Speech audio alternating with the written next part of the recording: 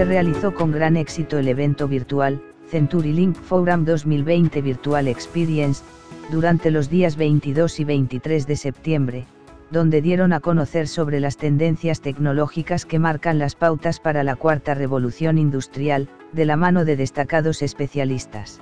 Cabe destacar que CenturyLink recientemente pasó a llamarse Lumen. Muy pronto no deje de ver las presentaciones completas del evento en nuestra sección de webinars y webconferes. A continuación, un breve resumen del evento por nuestro portal TV. Hello everyone, and welcome to our 2020 edition of LATAM's CenturyLink Forum virtual experience. CenturyLink, as many of you may have heard, recently became Lumen, a company with a purpose of furthering human progress through technology. We are guided by the simple belief that humanity is at its best when technology advances the way we live and work. Now is the right time to introduce Lumen. As our customers realize the need to transform for the fourth industrial revolution, Lumen brings together all of our worldwide assets, expertise, IP, and solutions into a fast and secure platform designed to serve the needs of your next-gen business applications and data. And Lumen is much more than a new brand name and logo. Lumen is our promise to deliver the world's best customer experience, invest in your success, and move to greater digital journeys with better outcomes. All of us here at Lumen couldn't be more excited about the future and our ability to help you imagine new possibilities through our platform for amazing things. With that, I now leave you with Hector Alonso, our Regional President for Latin America. Have a great event. Bueno, buenos días a todos. Quiero darle la bienvenida a este nuevo foro de CenturyLink 2020 que estamos haciendo de manera virtual. Para 2020 los especialistas pronosticaban un año de grandes transformaciones en los mercados a raíz de innovaciones tecnológicas y nuevos cambios en la mentalidad de negocio. Sin embargo, nadie ni nada anticipó que el mundo daría un giro paradigmático como el que estamos viviendo. La crisis generada a partir de la pandemia favoreció y aceleró, sobre todo, lo que desde hace algún tiempo estábamos charlando sobre la planteada transformación digital, al punto que hoy hablamos de aceleración digital debido a este fenómeno. La noticia es que nuestra red se construyó como una plataforma capaz de manejar el crecimiento del consumo de ancho de banda provocado por esta aceleración digital, que a su vez está abriendo la puerta a la cuarta revolución industrial. En esta cuarta revolución industrial, la robótica, la inteligencia artificial y las cosas inteligentes en general están fortaleciendo la innovación. Además, en el marco de esta crisis, la tecnología ha sido una herramienta fundamental para seguir el curso de la normalidad en ciertas actividades específicas. Esta nueva normalidad que aún no estamos completamente definiendo con total precisión y que, bueno, iremos aprendiendo en la medida que vayamos transitando esta etapa. Los equipos de trabajo de todas las organizaciones tuvieron que transformarse, dividirse y volverse a transformar. El teletrabajo no fue una decisión, en muchos casos fue la única opción viable para continuar operando. Tomando el caso de CenturyLink, el 75% de nuestros empleados comenzaron a trabajar desde sus casas, el resto se quedó brindando el soporte esencial a los clientes y el mantenimiento de las redes de la empresa, que permitió darle continuidad a todos los servicios que hoy más que nunca se volvieron absolutamente críticos.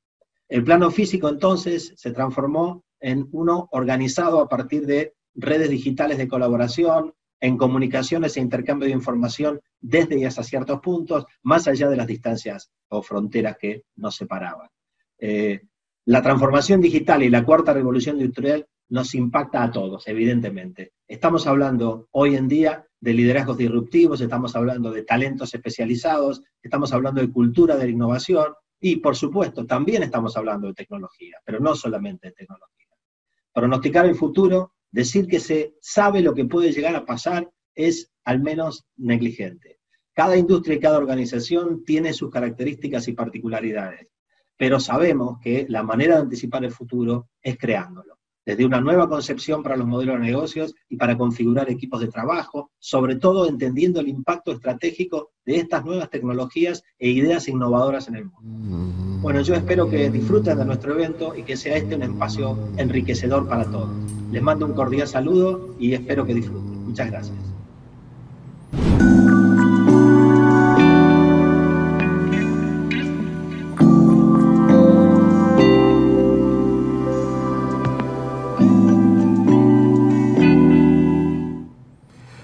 Bueno, gracias Laurinda Pan, Héctor Alonso por sus palabras. Bueno, después de 12 años, más allá de las circunstancias que estamos todos viviendo y conviviendo en formato digital, aparece Virtual Experience en este formato, digamos, nuevo, pero con los mismos contenidos de negocios y tecnologías disruptivas. Como dijo Héctor, hay un montón de oradores disruptivos, un montón de líderes de mercado que nos van a ayudar a armar y crear un futuro desde una mirada diferente, de pensar diferente desde culturas de cambio, propuestas para generar en sus empresas. De la pandemia, porque básicamente se está planteando una fuerte disrupción en el entorno, ¿sí? Hay probablemente cambios de el entorno económico, el entorno social, cambios en los comportamientos de los consumidores, de millones de consumidores en todo el mundo. Entonces esto plantea realmente nuevos desafíos. Entonces lo que vamos a estar abordando en esta charla es básicamente cómo era nuestra visión previo a la situación de la pandemia, cuáles fueron los principales aprendizajes y hallazgos que hemos podido resumir a partir de la situación planteada por la pandemia, y nos vamos a enfocar después en lo que es el tema central de mi charla, que tiene que ver con entender, creo, uno de los modelos más exitosos que nos dejó todo este proceso de transformación digital que venimos teniendo en los últimos años, que es el modelo de negocio basados en plataforma. Ese va a ser el eje de la presentación. Entonces, ¿de qué veníamos hablando hasta que se planteara esta situación tan particular del COVID? Básicamente nosotros veníamos planteando una agenda centrada en el tema de transformación digital, o también, como se lo venía llamando, la cuarta revolución industrial. Y este fue un concepto que fue madurando a lo largo del tiempo. Inicialmente se asoció todo el tema de transformación digital a una cuestión, le diría, meramente tecnológica, es decir, a cómo incorporábamos, cómo se empezaban a incorporar nuevas tecnologías que iban apareciendo a los procesos de negocio. Pero ese concepto fue evolucionando y básicamente llegamos a un punto en el cual el concepto de transformación digital tenía que ver con la transformación en sí de los modelos de negocio de las compañías, ¿sí? El otro eje que veníamos analizando, entonces, un eje es el de la transformación del modelo de negocio, y el otro tema que siempre vinimos prestándole mucha atención es justamente cómo evolucionaba ese entorno tecnológico, que es el que provee una cantidad de herramientas, de servicios para poder alimentar este proceso de transformación de las empresas. Hablamos muchísimo de las tecnologías mobile, de inteligencia artificial, de Internet of Things, de Big Data, de todo lo que tiene que ver con Analytics, Blockchain. Es decir, hay un conjunto de tecnologías que conforman este entorno y básicamente lo que veníamos haciendo era ver cómo iba evolucionando ese entorno tecnológico. Si tuviéramos que resumir en 4 grandes ejes toda la temática de transformación digital, podríamos decir, primero, que es un tema que tiene que ver con el desarrollo de nuevas experiencias para los clientes, nuevos productos y servicios. Es decir, todo lo que tiene que ver con transformación digital tiene un fuerte eje en lo que es el Customer Experience. Segundo, lo que les decía antes, todo lo que tiene que ver con la incorporación de mucha tecnología a los procesos de negocios. El tercer eje, quizás uno de los centrales, es que todo el proceso de transformación digital se basa en el uso intensivo de datos, ¿sí? Acá se habla mucho de modelos de negocio basados en datos, cómo poner en valor toda la información que hoy permanentemente estamos generando en una cantidad enorme de dispositivos, en una cantidad enorme de transacciones. Toda esa información puede ser utilizada para, sobre esa base, hacer modelos de negocio exitosos. Y finalmente, como les decía al principio, el eje que tiene que ver con la transformación de los modelos de negocio en sí mismo. Estos eran básicamente los 4 ejes que de algún modo resumen o sintetizan lo que tiene que ver con el proceso de transformación digital. Ese era el estatus previo a la situación derivada de la pandemia. Analicemos un poquito ahora cuáles fueron los principales hallazgos o aprendizajes que pudimos observar de esta pandemia. El primero tiene que ver, porque, digamos, es importante entender que esto no es solamente una situación de un parate económico temporario, que podríamos decir podría haber sido una situación meramente de coyuntura. El tema relevante, y yo creo que este es el gran punto a pensar a partir de ahora, es que esta situación probablemente tenga consecuencias de muy largo plazo en cosas muy básicas que tienen que ver con el comportamiento de la sociedad y por lo tanto de toda la actividad económica que gira alrededor de esto. Probablemente cambie el modo en que consumimos, probablemente cambie o ya está cambiando o ya cambió si se quiere el modo en que se trabaja, probablemente cambie el modo en que usamos nuestro tiempo libre, la forma en que nos educamos, en que socializamos, ¿sí? Impactos muy profundos, hasta el punto este impacto es tan relevante que, por ejemplo, la próxima reunión que se va a hacer en el World Economic Forum en Davos para enero del 2021, el tema de esa reunión es el gran reset, o sea, este gran momento que está viviendo, este único momento, si se quiere, que está viviendo el mundo en términos de situaciones de cambio, ¿sí? Y eso puede verse incluso como una ventana de oportunidad para redireccionar y corregir incluso algunas distorsiones. Este creo que va a ser un tema central en la agenda económica, social, global, y por lo tanto va a tener muchísimo impacto también en el mundo de los negocios. Y para empezar hoy día quería arrancar por un poquito de historia. Creo que la historia es fundamental para entender a dónde estamos hoy día y algunas cosas que nos revelan. Entonces, si miramos un poco el crecimiento, por ejemplo, del Producto Bruto Interno del mundo en los últimos 2 siglos, una cosa importantísima es resaltar que es un crecimiento exponencial. Si vemos ahí, por muchísimo tiempo es bastante plano hasta que llega la revolución industrial primero y luego en los 50s empieza ya ese proceso exponencial. Llega la electricidad a las fábricas que genera un cambio que nos lleva a donde estamos hoy, lo que se conoce como la cuarta revolución industrial, la economía del conocimiento, pero el paso de cambio es cada vez más acelerado. Y por aquí pongo un iconito de este libro que se llamó Los principios de la gestión científica. Ese libro lo escribió Taylor. Taylor, muchas personas le llaman como el padre de la gestión de alguna manera, porque empezó a escribir para explicar los primeros contextos laborales que surgieron. Cuando surgen las fábricas es cuando realmente surgen por primera vez las organizaciones laborales, donde hay una estructura, hay un liderazgo, hay un equipo. ¿Y qué caracterizaba la visión de Taylor?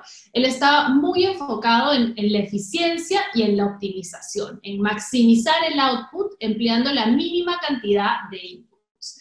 Este era el foco, ¿no? Era optimizar, estandarizar. Y los trabajadores de las fábricas en estos momentos eran vistos como un recurso que a eso se tenía que dedicar, no tanto a pensar ni a venir con nuevas ideas, sino realmente hacer rápido, hacer en la mínima cantidad de tiempo y hacer de la mejor manera posible. De hecho, esta es una cita famosa de la época, ¿no? Las personas pueden tener el modelo T en cualquier color siempre y cuando sea negro, ¿no? Y refleja un poco esa necesidad de estandarizar y de apostar por la estandarización, por este concepto que una sola forma va a servir a todos nuestros clientes por igual.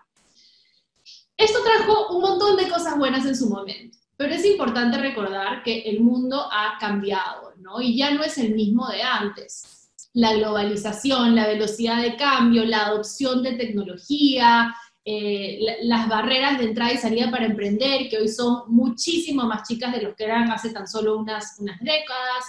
Todo esto ha transformado profundamente el mundo y la manera en la que trabajamos. De hecho, si vemos acá, por ejemplo, la velocidad de adopción de tecnología es muchísimo mayor a una tecnología como el teléfono, que nació hace más de 100 años, le tomó casi 100 años llegar a una adopción casi universal, ¿no? Es un periodo largo de tiempo. En cambio, si vemos al celular o al internet, esa capacidad de adopción es muchísimo más alta, ¿no? En cuestión de un par de años, llegaron a un porcentaje altísimo de la población, y de hecho hoy tenemos incluso aplicaciones de celular que en cuestión de semanas llegan a una penetración que hace tan solo unas décadas era absolutamente impensable. Y esto refleja un poco que el mundo en el que vivimos se siente un poco así. La constante es el movimiento, el cambio, la impredictibilidad, y creo que los tiempos que estamos viendo del COVID no son más que un refuerzo aún más grande de esto. Entonces, ¿qué significa esto para nosotros y nosotras, las líderes de organizaciones, las personas que trabajamos y que intentamos darle forma a nuestras organizaciones? Lo primero es que no podemos caer acá, ¿no? Pero esto muchas veces pasa, ¿no? Acá tenemos un grupo de personas sentadas diciendo, ¿qué tal si no cambiamos nada y simplemente algo mágico sucede, ¿no? Que cambie el entorno, nosotros quedémonos como si nada y mágicamente las cosas se arreglarán. Pero la verdad es que si el mundo cambia y nosotros no cambiamos, vamos a estar en problemas. Tenemos que ser organizaciones que realmente son capaces de responder a los cambios de nuestros entornos. Hoy día, a diferencia de lo que pasó en la primera revolución industrial, el trabajo ya no se trata de seguir instrucciones. Realmente se trata cada vez más de resolver nuevos problemas de manera colaborativa y en un contexto lleno de incertidumbre y de cambio. Entonces, más bien, nos estamos un poco alejando de la estandarización, ¿no? Esto que les contaba de Taylor, que parte por una creencia de que las cosas son certeras y de que tú puedes planificar cada paso en el camino. Y acercando un poco a su contraparte, que tiene más que ver con la adaptabilidad y estos conceptos que están detrás de la agilidad. Y el corazón de la agilidad parte por entender que estamos en un contexto de incertidumbre, donde nosotros no tenemos todas las respuestas y el mundo cambia rápidamente, ¿no? Entonces hay que, en lugar de intentar nosotros, digamos, planificar y tener toda la lista de cosas que queremos hacer de acá a 10 años, más bien hay que tener una cultura de trabajo que nos permita responder a los cambios en ese entorno. Acá esto muestra un poquito, son realmente dos visiones del mundo, y lo interesante es que a pesar de que el taylorismo surgió hace 100 años, muchísimas organizaciones hoy tienen esta herencia. De aquí venimos todas las organizaciones, y es importante recordar eso, porque ahí se explican muchas de los comportamientos y prácticas que hemos heredado, a veces sin querer, y que replicamos sin cuestionar, ¿no? Entonces, son dos visiones distintas de lo que es una empresa. En la agilidad, una organización es un organismo vivo, que está aprendiendo todo el tiempo. En el taylorismo es más una concepción de como una máquina, ¿no? La estructura de trabajo que tenemos es distinta. En la agilidad tienen que ser mucho más horizontales, más fluidas. En el taylorismo tenemos estas jerarquías top-down. En el taylorismo, por ejemplo, los procesos van por encima de la gente. Todos hemos tenido una experiencia donde nos enfrentamos a una empresa donde es evidente que el proceso está por encima de la gente, ¿no? Y si no encajas en este proceso cuadradito, no hay espacio para ti. Cuando la agilidad y la adaptabilidad lo que te dicen es lo contrario. Tú puedes tener tu proceso, pero la gente siempre está por encima, y las necesidades de las personas deben estar por encima. El rol del liderazgo es radicalmente distinto.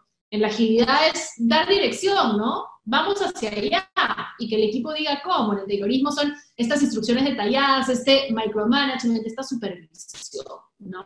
Entonces, es interesante ver un poco esta dicotomía. Y ahora un poco yo les hago la pregunta, ¿no? ¿A dónde se encuentran ustedes con sus organizaciones y a dónde quisieran estar, ¿no? Y si queremos estar en la agilidad, que creo que es la manera de adaptarnos, ¿cómo hacemos para llegar ahí? Realmente nuestra capacidad de acercarnos más a ser una organización que se adapta y de fortalecernos ante los cambios depende de qué tan buenos somos aprendiendo. ¿Por qué? Porque la realidad cambia, aprendemos de esa nueva realidad y por ende podemos adaptarnos a esa realidad. Y este aprendizaje se tiene que dar tanto a nivel individual de cada persona que conforma mi organización, como a nivel organizacional, ¿no? Cómo concebimos a las empresas como organismos que tienen que aprender, que tienen que tener esa memoria, esa capacidad de aprender de sus errores, de sus lecciones, de poder anticiparse. De hecho, hay una frase que nos encanta en laboratorio, que la cambiamos un poquito, ¿no? Esta frase fue del CEO de Salesforce que decía, ¿no? La velocidad es la nueva moneda de los negocios. Y nosotros decimos, en realidad, la velocidad para aprender es la nueva moneda de los negocios. ¿Qué diferencia una empresa de otra? Es su capacidad de aprendizaje, y de que sea un aprendizaje activo, que te imprime lecciones que luego guían hacia dónde quieres ir. Y yo quería compartir con ustedes 3 tipos de habilidades y comportamientos que en mi experiencia son fundamentales para crear organizaciones que aprenden, y que los invitaría a que vean dónde están en sus organizaciones respecto a estos comportamientos y qué pueden hacer para acercarse más. El primero es esta necesidad de cultivar una mentalidad de crecimiento. No sé si conocen ese concepto, es un concepto súper valioso para el mundo de hoy, que para mí personalmente ha cambiado radicalmente mi forma de ver no solamente el trabajo y mi aprendizaje, sino de ver la vida. Tenemos un poco esta dicotomía, la mentalidad de crecimiento y la mentalidad fija, son opuestos, ¿no? Una persona que tiene mentalidad de crecimiento realmente piensa que sus capacidades están siempre en construcción, ¿no? Es alguien que realmente ve el fracaso como una oportunidad de aprendizaje, que entiende que tu esfuerzo y tu actitud son las que determinan hasta dónde vas a llegar, ¿no? Que te gusta probar cosas nuevas, por ende, que te motiva, que nosotros siempre decimos, ¿no? Esta escritora Carol Dweck fue la que acuñó este término, y ella habla un poco de cómo es concebir el cerebro como un músculo. Lo ejercitas, lo preparas, tienes tu técnica adecuada y te puedes hacer cada vez más fuerte. Y esto se opone radicalmente a una mentalidad fija.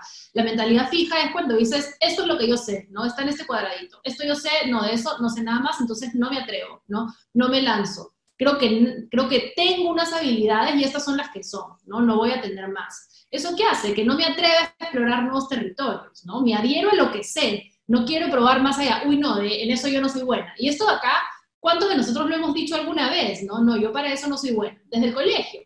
Puede que esa no sea tu fortaleza más grande, pero si te metes en una mentalidad fija, entonces es como una barrera que ni siquiera te invita a explorar. Y esto es, digamos, fundamental a cultivar a nivel individual en nuestros colaboradores y a nivel organizacional. Si tenemos una organización donde las personas tengan mentalidad de crecimiento, entonces nos vamos a atrever a probar cosas nuevas. De pronto nuestro negocio está sufriendo por la pandemia, mira, intentemos, vamos por acá, es un nuevo campo de mercado, pero podemos aprender, podemos construir las habilidades que nos faltan, podemos reconvertir a nuestra fuerza laboral. Muy buenos días. Es un honor, un privilegio, un placer para mí estar en el CenturyLink Forum 2020, que como no podía ser de otra manera en un año tan extraño como el que nos toca vivir, es una experiencia virtual. Mi nombre es Mariano Ocón. Soy director de ventas de arquitecturas para Latinoamérica y el Caribe en Cisco. En los próximos 10 minutos quiero hablarles de cuáles son las áreas de foco que debemos tener para garantizar la continuidad de nuestras organizaciones. En este evento estamos hablando de resiliencia corporativa, estamos hablando de nuevas tecnologías, estamos hablando de transformación digital. Y estas 3 cosas son críticas, son importantes. Pero hoy hay 3 áreas de las cuales no estábamos hablando que me parecen más importantes aún. Empecemos por las que ya conocemos. Resiliencia corporativa, que es la capacidad de nuestras organizaciones de adaptarse a los cambios. Muchos de nosotros creíamos que estábamos listos, creíamos que los podíamos hacer.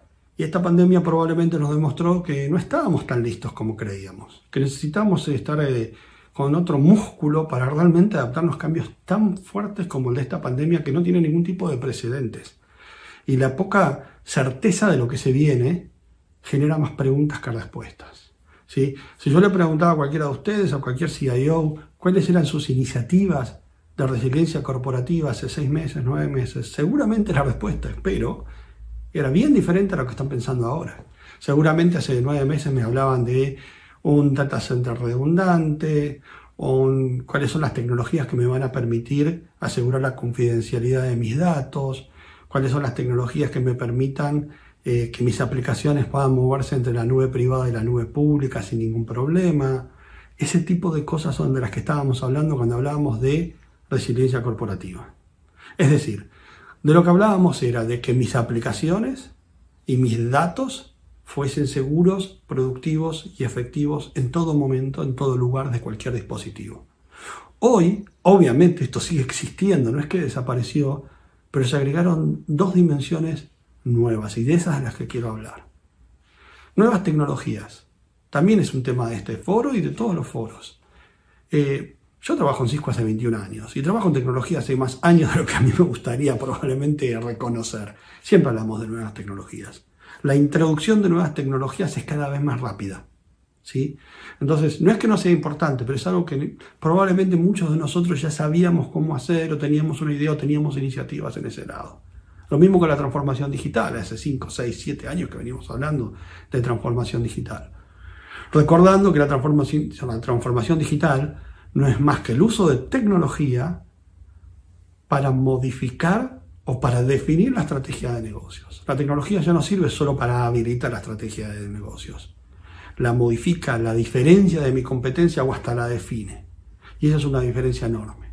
Y de eso también ya veníamos hablando. Y se va a seguir hablando, no lo estoy negando. Simplemente digo que tenemos que no solo mirar esto, también tenemos que mirar 3 puntos fundamentales, de los cuales quizás antes lo mirábamos, pero no se asociaba tanto a la tecnología. Uno es nuestra fuerza de trabajo. Otro es el espacio de trabajo. Y el último, la cultura de trabajo. Entonces veamos estos 3 en los 7, 8 minutos que me quedan. La fuerza de trabajo. En marzo tuvimos que en 2 semanas mover a toda nuestra gente a trabajar desde su casa. Un cambio cultural, un cambio tecnológico increíble, ¿sí? Las primeras semanas fueron de shock. Después empezamos a ver qué tecnologías podemos utilizar. Y dependiendo de dónde estábamos, en esta transformación digital, en esta resiliencia corporativa, algunos ya teníamos las herramientas y otros tuvieron que salir a buscar herramientas de colaboración, herramientas de seguridad, herramientas de data center.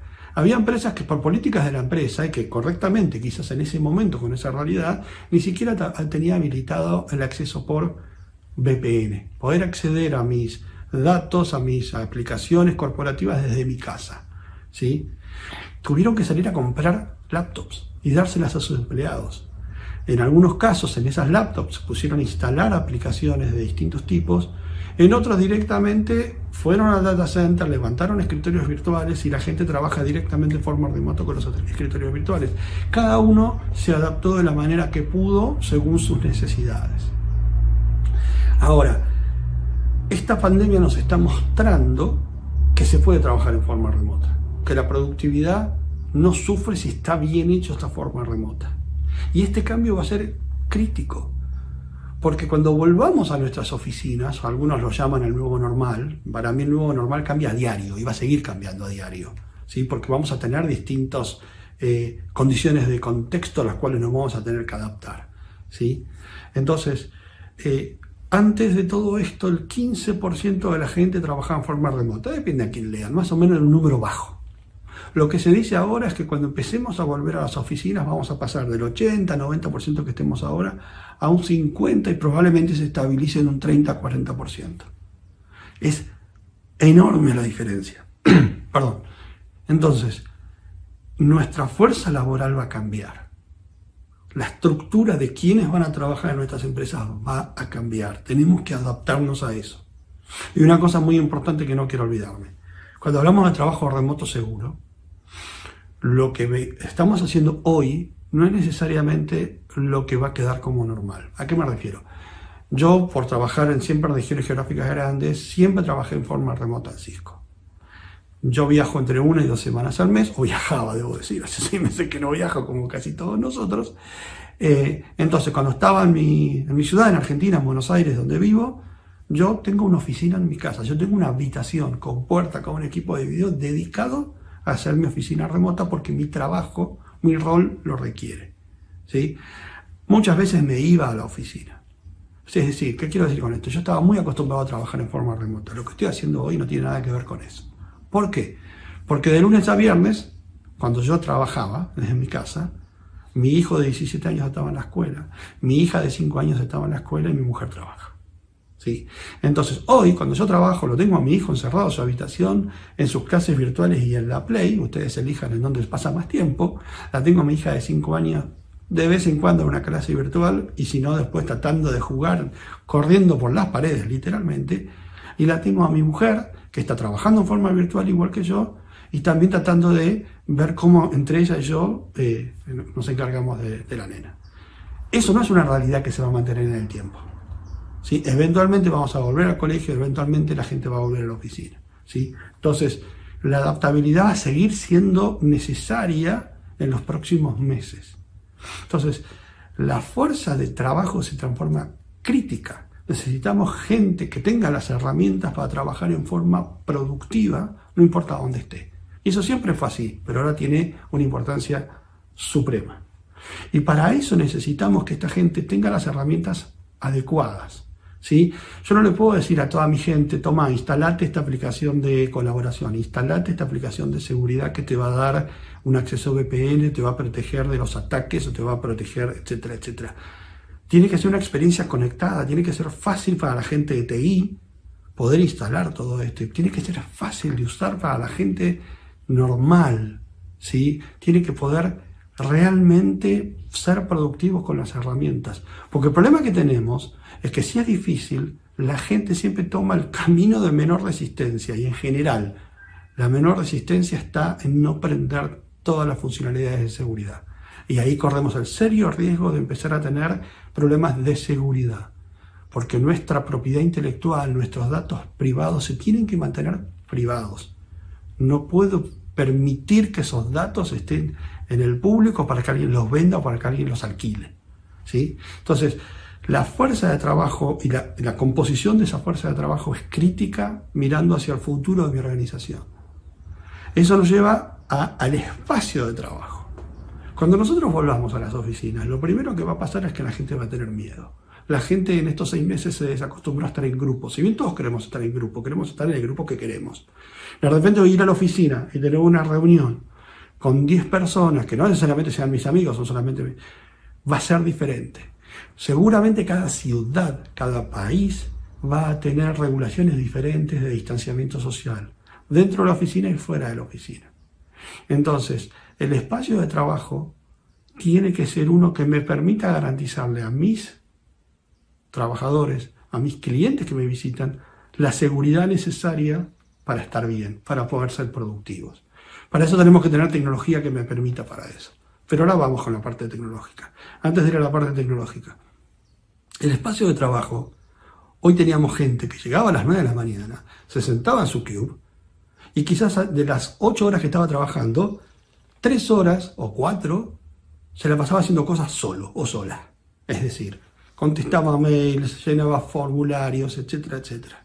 Lo que esta pandemia nos está enseñando es que esto no tiene que ser así. Uno puede trabajar desde su casa haciendo todos los workloads, por utilizar una palabra fancy, ¿sí? Que no necesite de nadie más. Si yo necesito tener una reunión virtual con alguien, tenerla virtual 1 a 1, desde la oficina o de mi casa es lo mismo, ¿sí? Y vamos a empezar a ir a las oficinas solamente como lugar colaborativo. La oficina se va a transformar del lugar donde voy a trabajar al lugar donde voy a colaborar. Voy a ir a la oficina cuando tenga una reunión entre varios, cuando tenga que discutir algo entre varios. Vamos a dejar de ir a la oficina solamente para sentarnos y contestar mails. Eso me va a permitir, por ejemplo, aumentar mi calidad de vida, porque ya no tengo que ir a la oficina a las 9 de la mañana. ¿Sí? Ya puedo empezar a las 9 de la mañana desde mi casa, hacer todo lo que tenga que hacer y quizás a las 11 de la mañana, donde no es una hora pico, ir. Y eso me lleva al último punto, la cultura de trabajo. Para que realmente suceda lo que acabo de describir, tiene que cambiar la cultura de trabajo. Tengo que tener líderes que sepan manejar grupos remotos, que tengan la empatía de entender que quizás esa persona es un padre o una madre soltero, o lo que sea, que tiene hijos y que tiene que también estar con ellos. Cosas que quizás antes no nos fijábamos. Tenemos que ser más empáticos, tenemos que nuestra cultura de trabajo, nuestro liderazgo, tiene que estar en línea con estos cambios. Y la tecnología nos puede ayudar para esto. Por ejemplo, lo que decía antes de cuando vamos a la oficina. Yo cuando voy a la oficina, muchos de nosotros tenemos equipos de video en las salas de reuniones. Todos tenemos Wi-Fi en las oficinas.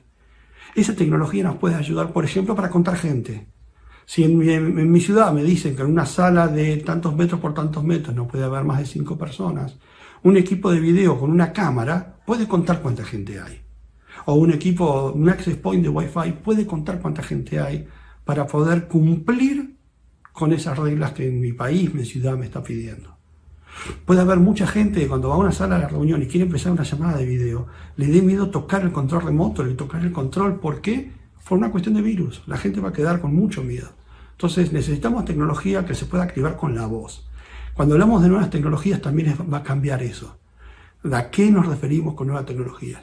La tecnología, la cultura de trabajo, las oficinas se tienen que adaptar a esta nueva realidad. Entonces, para terminar, estamos viviendo tiempos sin precedentes que no van a cambiar. No vamos a volver a la normalidad, eso lo sabemos todos. No existe un nuevo normal. Lo que necesitamos para tener éxito en el futuro es focalizarnos en nuestra gente, en nuestra fuerza de trabajo, focalizarnos en nuestro espacio de trabajo. Mirada en cuanto a estas tecnologías disruptivas. ¿Cuál es el impacto de estas nuevas tecnologías? ¿Cómo las tecnologías están de alguna manera abordando este cambio de cultura o cambios organizacionales? Y me gustaría que si podría empezar Ignacio. Ante todo, muchas gracias a CenturyLink por la invitación. Es un placer, como siempre, estar con ustedes. Y gracias a la audiencia por estar ahí. Bueno, Oscar, lo que tú dices es cierto. Estamos viendo, en general, digamos, esto tal vez no es nuevo, pero la pandemia lo que ha hecho es acelerar la mayoría, si no todas, las transformaciones alrededor de los vectores de tecnología, de la transformación digital. Lo que yo diría, en todo caso, es que, digamos, sobre todo hay dos grandes ganadores por el momento, ¿no? Que tienen que ver con cosas que, digamos, en algún sentido no son tan disruptivas, son cosas con las que ya estábamos en cierto punto familiarizados, pero que el nuevo contexto de la pandemia nos ha hecho cambiar y nos ha hecho abrazar más radicalmente. Por un lado, todo lo que son las herramientas de colaboración, ¿sí? Que ya existían, que poco a poco estaban creciendo en todos lados del mundo, en nuestra región en particular, pero que de repente algunas empresas estaban bien posicionadas para capturar esto y habían hecho cambios, ¿no? Digamos, no era lo mismo. Yo, por citar simplemente el caso personal, nosotros en Frost teníamos herramientas de colaboración y habíamos ya empezado a cambiar poco antes de la pandemia. Habíamos empezado a experimentar con una nueva herramienta, no hace falta mencionar cuál es, una de las más populares hoy, porque habíamos empezado a cambiar porque veíamos que era mucho más sencilla de usar, mucho más fácil, mucho más amigable. Y claramente, digamos, nos agarró bien parados la pandemia, porque ya la habíamos empezado a contratar y la estábamos usando. Pero bueno, sí, efectivamente, el uso se disparó absolutamente, porque era más fácil que la versión anterior que teníamos, que la antigua herramienta de colaboración que teníamos, y porque el contexto empujaba a abrazarla y a empezar a usarla mucho más intensamente. Y algo similar pasa, creo, con el comercio electrónico. El comercio electrónico ya existía, ¿sí? Había mucha gente que lo usaba, pero la pandemia hizo que explotara realmente, que se disparara enormemente el uso del comercio electrónico, y creo que estas dos áreas no van a volver a ser las mismas, ¿no? Para ellas, para las empresas de herramientas de colaboración, para las empresas de comercio electrónico, la nueva normalidad va a ser muy diferente a lo anterior, por este cambio y las secuelas que va a dejar este cambio, ¿no? Gracias, Ignacio, por tu mirada. Bueno, Ricardo, ¿cuál es tu visión en cuanto a esto?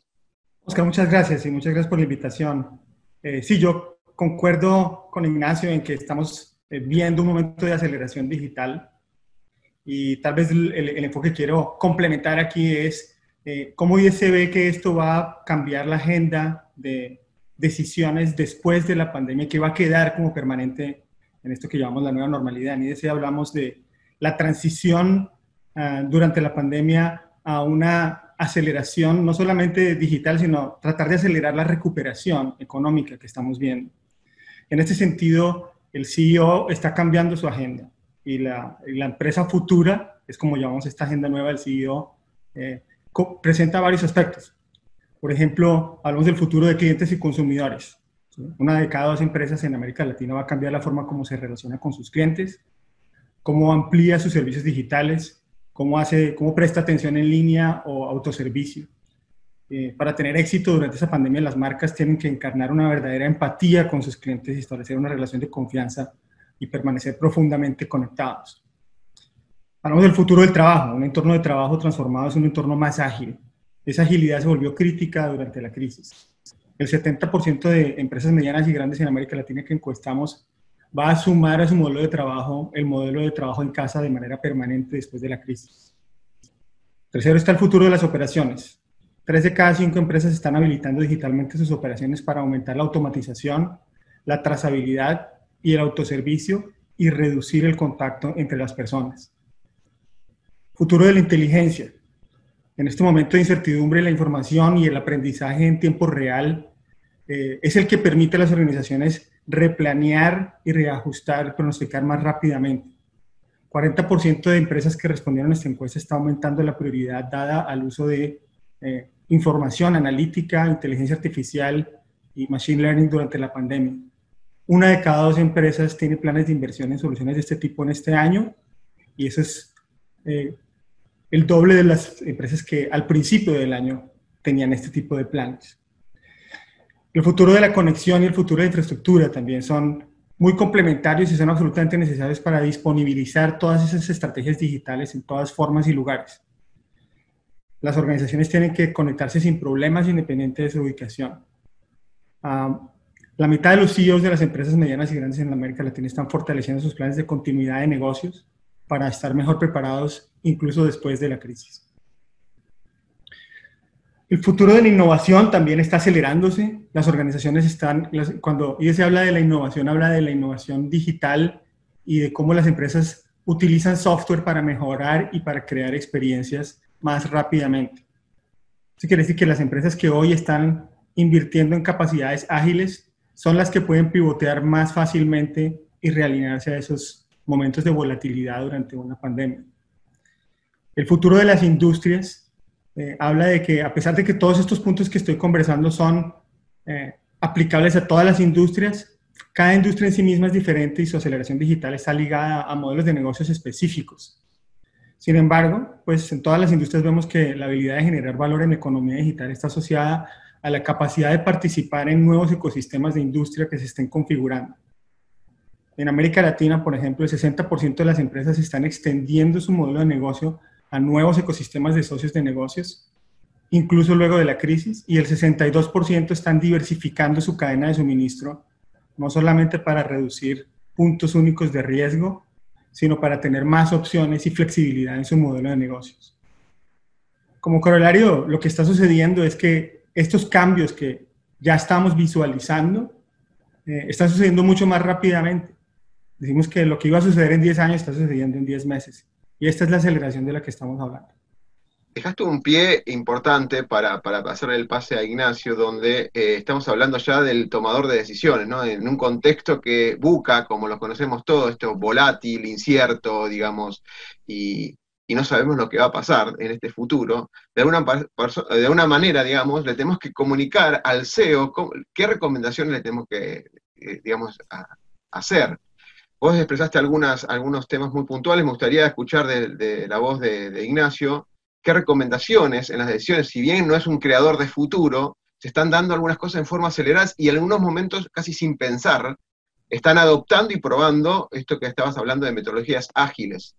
Ignacio, ¿cuál es tu recomendación o tu mirada de lo que puede considerar los tomadores de decisiones en las empresas? Bien, sí, es interesante, por supuesto. Primero, digamos, hay que tener un poco en la cabeza cuáles son las preocupaciones del CEO y de su equipo, digamos, de más inmediato, ¿verdad? Todo lo que es el equipo CXO, diríamos. Y lo que la pandemia ha disparado son una serie de problemas que tienen que ver con, digamos, crisis de liquidez, temas de moral de los empleados, ¿no? de productividad, de menores ventas, de problemas en las cadenas de suministro. Entonces todo esto nosotros en Frost vemos tiene que ser atacado de diferentes maneras y por diferentes equipos, ¿no? Nosotros hablamos de que hay que crear 3 equipos fundamentalmente. Uno es el equipo para el manejo de la crisis, otro es el equipo de crecimiento, ¿sí? Enfocado en el crecimiento, y otro es el equipo enfocado en la transformación digital. Entonces estos 3 equipos tienen que ponerse metas y abocarse a resolver los problemas, también pensando en 3 fases, ¿no? Una es la fase inicial, que todo el mundo ya prácticamente vivió y pasó, que tiene que ver con la fase de, bueno, responder de manera inmediata a la crisis. Esto es lo que ya vimos, ¿sí? Es como, bueno, las organizaciones migraron sus modelos digamos, migraron a todos sus empleados a trabajo remoto, o pasaron la atención al cliente a nuevos canales, reconfiguraron como pudieron sus cadenas de suministro, etc. Luego viene una segunda fase, ¿no? Que es la fase de resetear a la compañía y prepararla para lo que viene. Entonces, eso es una fase que tiene que ver con armar, digamos, generar nuevas políticas que tienen que apuntar a fortalecer a la organización, empezar a priorizar cuáles son las oportunidades que se abren a partir de esto, ¿sí? Porque hay oportunidades de crecimiento que se abren, pero bueno, muy bien, hay que priorizarlas, hay que decir, ok, vamos a enfocarnos en tales primero, en otras luego. Y también hay que poder enfocarse identificando, digamos, cuáles son los problemas que tiene la organización en este nuevo escenario, ¿sí? Bueno, tenemos a los empleados trabajando en la casa, pero seguramente el momento inicial fue un momento un poco de improvisación. Ok, hay que ahora entonces pensar, si esto va a ser algo un poco más permanente, necesitaremos seguramente darles a los empleados herramientas más adecuadas y más profesionales, profesionalizar un poco los vínculos de conectividad, profesionalizar o garantizar una mejor seguridad para las aplicaciones, para la información, etc. Lo mismo con los canales de atención a los clientes.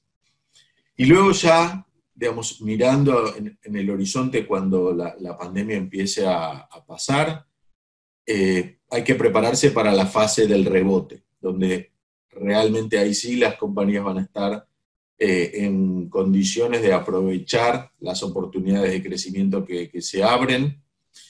Y ahí, digamos, el papel del team de crisis o, digamos, del equipo de gestión de la crisis no desaparece, porque hay que estar trabajando en implementar cambios de largo plazo, cambios estructurales, para prepararse para futuras crisis. Porque una de las enseñanzas que deja esta pandemia es que las crisis suceden, ¿sí? Tal vez en Latinoamérica estamos más habituados a tener crisis recurrentes, al menos de tipo económico, tal vez no tan complicadas como esta, pero otros países no tienen esa cultura no tienen incorporada esa idea de la crisis como algo tan concreto.